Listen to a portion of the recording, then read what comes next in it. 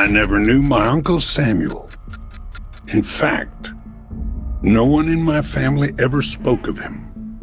Not until last spring, when a lawyer contacted me about a cabin he'd left behind out in a place called Black Hollow.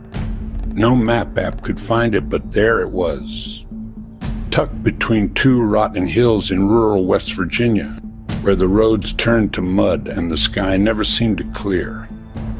I should have turned back when I passed the sign that read "No trespassers," not a warning, but I was too curious and too broke to care. The cabin was wrong. That's the only word I have for it. The boards were weathered but not decayed. The windows, though thick with grime, had no dust inside. And the attic was padlocked with chains on the inside. I broke in the second night. I wish I hadn't. Inside the attic were drawings, circles within circles, filled with glyphs I didn't recognize. The floor was covered in soil, even though the attic had no holes. Something had been buried up there. That night, I dreamed of my uncle. But he wasn't alone. Something stood behind him, taller than the cabin, draped in flesh and shadow. Its face was a hollow red glow.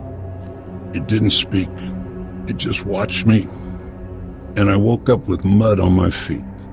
I tried to leave the next morning, but my car wouldn't start. My phone screen was cracked.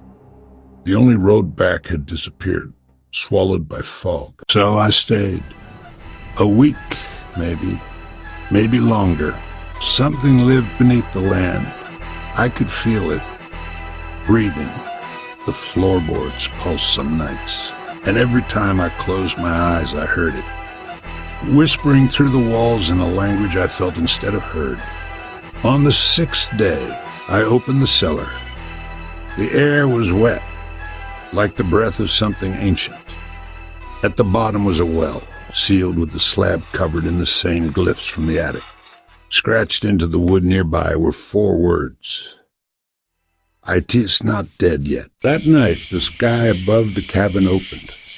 There were stars I'd never seen, wrong shapes, pulsing red and blue. The earth shivered, and something knocked from beneath the floor. I don't know how I escaped. I woke up on the side of a road, a mile from the cabin, with black dirt under my nails and blood in my ears. No sign of my car, no phone, no cabin. A month passed before I spoke about it. My doctor says I suffered a psychotic break, but I still dream of it, of the thing beneath Black Hollow, and some nights I still hear it knock.